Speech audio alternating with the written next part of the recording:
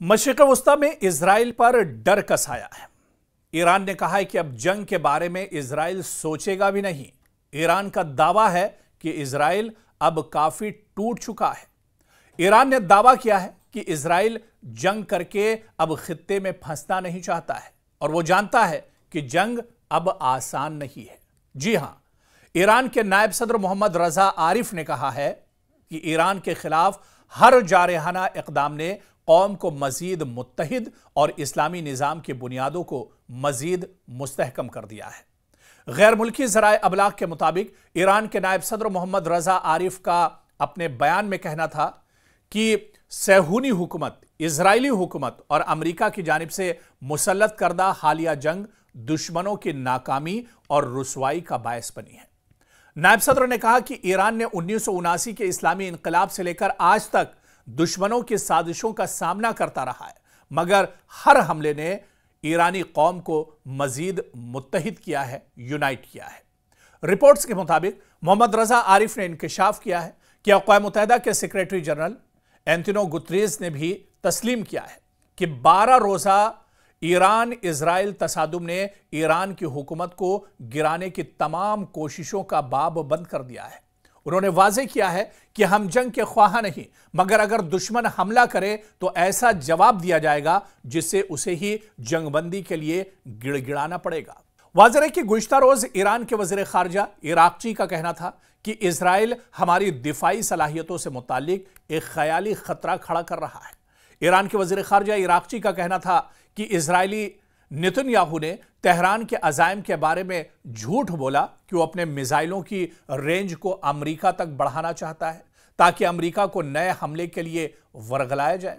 गुज़िश्ता दिनों इजरायली वज़ीर आज़म नेतन्याहू ने पॉडकास्टर बेन शापरू के साथ एक इंटरव्यू में कहा था कि ईरान 8000 किलोमीटर की रेंज वाले बैन बर्रे आज़मी बैलिस्टिक मिसाइल तैयार कर रहा है। नेतन्याहू ने खबरदार करते हुए कहा कि तेहरान का बढ़ता हुआ हथियारों का प्रोग्राम अमेरिका के बड़े शहरों जैसे न्यूयॉर्क, बोस्टन, वॉशिंगटन या मियामी को खतरे में डाल सकता है। ईरानी वज़ीर ख़ारजा ने इजरायली वज़ीर आज़म के बयान के एक्स पर जवाब देते हुए कहा कि पहले भी इजराइल ने अमेरिका को ईरानी अवाम पर हमला करने के लिए धोखा दिया था। इस कार्रवाई की नाकामी के बाद इजराइल अब हमारी दिफाई सलाहियतों से एक बार फिर ख्याली खतरा बनाने की कोशिश कर रहा है। दरअसल ये बात पिछले दिनों इजरायली वज़ीर आज़म बिन्यामिन नेतन्याहू ने कही थी और उन्होंने बाकायदा अपने बयान में कहा था कि ईरान अब एक बड़ी तैयारी कर रहा है, बड़ी जंग की तैयारी कर रहा है और सिर्फ ईरान के निशाने पर मशरिक़ वस्ता या सिर्फ इजराइल नहीं बल्कि ईरान के निशाने पर अमेरिका भी है। और अपने इस बयान में बिन्यामिन नेतन्याहू ने कहा था कि ईरान 8000 किलोमीटर दूरी तक मसाफत तय करने वाला मिसाइल तैयार कर रहा है और अगर यह मिसाइल ईरान तैयार कर लेता है तो अमेरिका भी एक तरह से महफूज नहीं रहेगा। अमेरिका के जो बड़े शहर, चाहे न्यूयॉर्क की बात करें या दूसरे और जो शहर हैं, वो महफूज नहीं रहेंगे और वो ईरान के निशाने पर रहेंगे।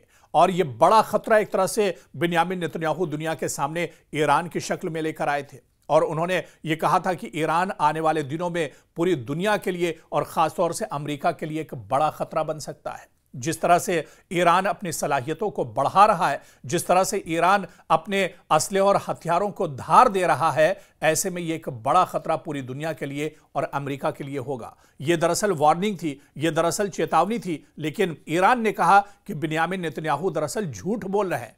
बिन्यामिन नेतन्याहू दरअसल अमेरिका को वर्गला रहे हैं। बिन्यामिन नेतन्याहू दरअसल इस बयान के जरिए से डोनाल्ड ट्रंप को गुस्सा दिला रहे हैं ताकि वो आनन फानन में ईरान पर कोई बड़ा हमला कर सके। तो कुल मिलाकर यह कहा जा सकता है कि मशरिक़ वस्ता में इजराइल पर एक तरह से डर और खौफ का साया है। इजराइल काफी डरा हुआ है। पिछले 2 सालों में मशरिक़ वस्ता के जिस तरह के हालात रहे, पिछले 2 सालों में मशरिक़ वस्ता में जिस तरह से कशीदगी रही, तनाव रहा, जंग जैसे हालात रहे और इस खित्ते में कई मुल्कों से, दरअसल सिर्फ गजा नहीं बल्कि कई मुल्कों से इजराइल की झड़पें होती रहीं। इजराइल ने बाकायदा जंग लड़ी और ऐसे में इजराइल को काफ़ी ज़्यादा नुकसान उठाना पड़ा है और इसी वजह से ईरान ने कहा है कि अब जंग के बारे में इजराइल सोचेगा भी नहीं।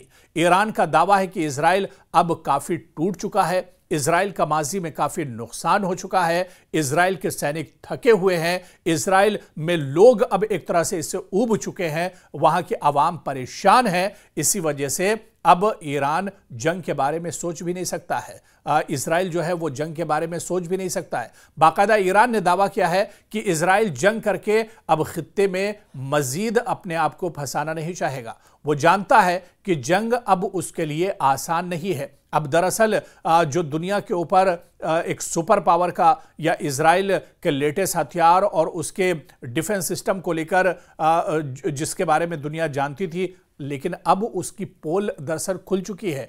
अब दुनिया ये जान चुकी है कि चाहे इजराइल के आयरन डोम की बात की जाए या दूसरे एयर डिफेंस सिस्टम की बात की जाए, वो अब उन्हें वो काबिल तस्खीर हैं, उन्हें अब एक तरह से तोड़ा जा सकता है। और आप देखिए कि इससे पहले ईरान के साथ जिस तरह से 12 दिनों की जंग हुई, उसमें ईरान के कई ड्रोन, कई मिसाइल और कई रॉकेट ऐसे थे जो एक तरह से इजराइल के एयर डिफेंस सिस्टम उन्हें रोकने में नाकाम रहे थे और इसके अलावा ईरान ने इजराइल की कमर तोड़कर रख दी थी। इसी वजह से आनन फानन में अमेरिका को निकल कर आना पड़ा और अमेरिका ने सालसी की और ईरान और इजराइल की जंग रुकवाई थी।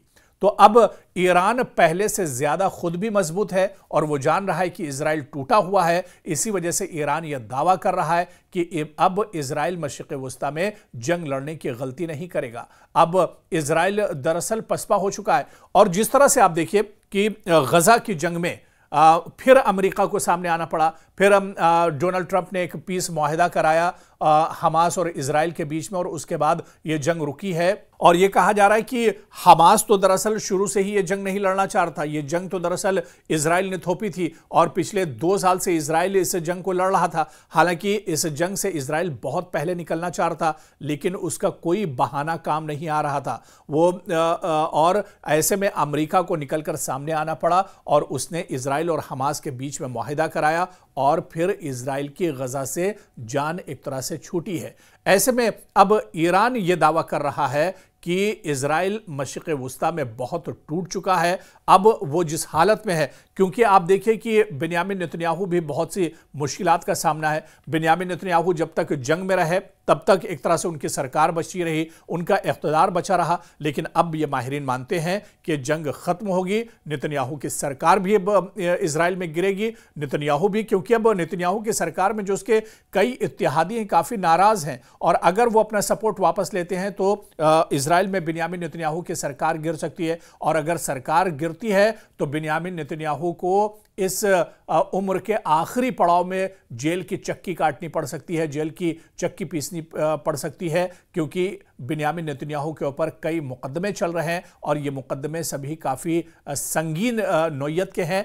ऐसे में बिन्यामिन नेतन्याहू की जान एक तरह से फंसी हुई है और वो काफ़ी मुश्किलात का सामना कर रहे हैं।